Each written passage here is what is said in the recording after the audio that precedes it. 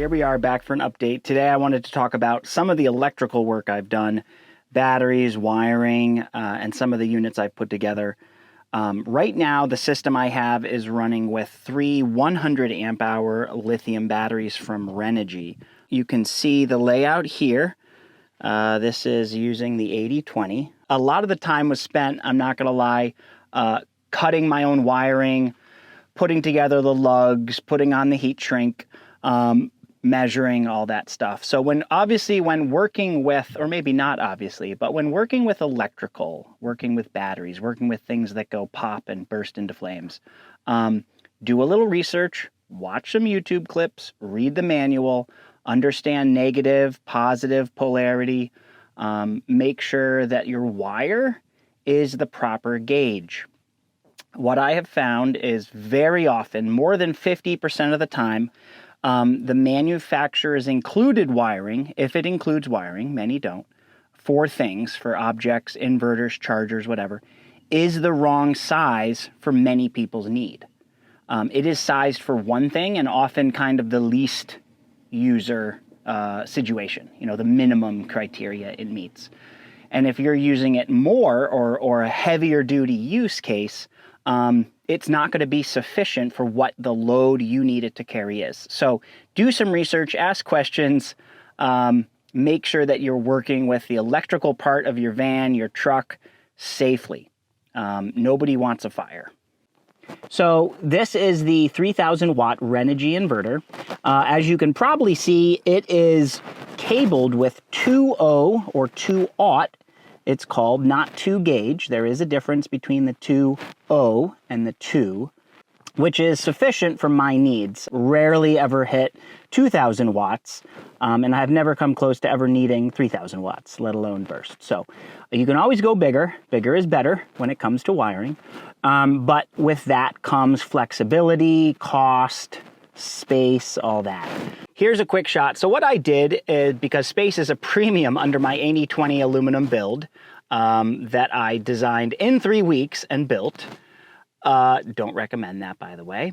Take a little more time. It'll be great. So what I wanted to do is keep the same form factor, but fit all my stuff in it. So to do that, I ended up building this turn. It's just mounted to a bolt on the top of the 80/20 up here. And by doing that, I can spin it and hide it in the little cubby well here, as you can see. So the 3 main components we're looking at, we have the Renogy 3000 watt inverter, you have the Renogy Rego 100 volt 60 amp MPPT charge controller for solar, and we have a NACO Pro Genius 25 standard automotive charger or shop charger with a lithium ion charge mode. At the time, that was super cost efficient. I did not look at one of the dual or multi plus like a Victron or one of the Go Powers or Renogy's multi-charge inverter units. Right now, that's something I'll probably look at in the future, but it's been over 30,000 miles and it still works fine. So what we're looking at here, let's see. Let's go down. We're looking at the shunt. So the shunt is to Renogy standard shunt. So we have 3 100 amp hour batteries in series. As you can see, these are all hand done 4/0 welding level cable. You do need to use that when you're running multiple batteries in series. Because as soon as you ask any other device like an inverter or something to pull extra power from that, you stand a very good risk of melting or fire if the balancing cables can't support that load transfer.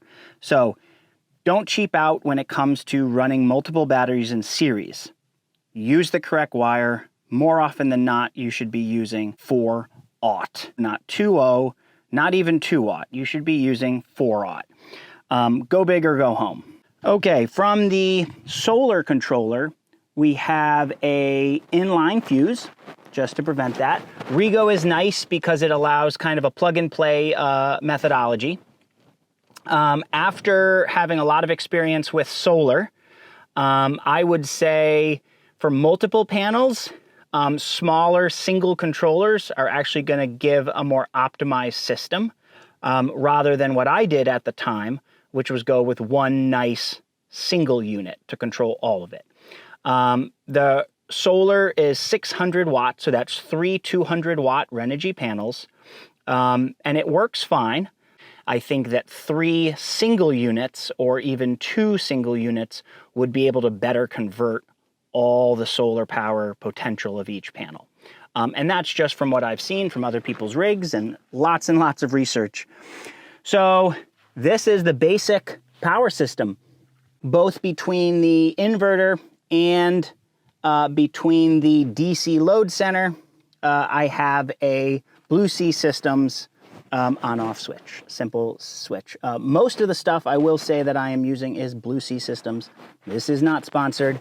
I think they make some of the best. Again, nothing is perfect, but they do make some of the best products for marine application. And a lot of my unit is built to marine application spec, even though one would hope the van is not getting soaked in water. And then of course you can see the shunt that remains unused right now. So, all right, let's pull back and we'll do a couple close-ups of some of the other units, some of the electrical pieces that we've connected to it. So very simply, we have an extension cord running underneath the van. As you can see, we have an extension cord running underneath the van, and this provides an easy way to tap shore power. All right, so DC load center right now is controlling our LED lights in the ceiling. It's controlling a hardwired mount for our fridge, along with an extra DC port. It is controlling our Max Air Deluxe fan in the door. Fridge, dual zone. Right now it's running in dual fridge mode.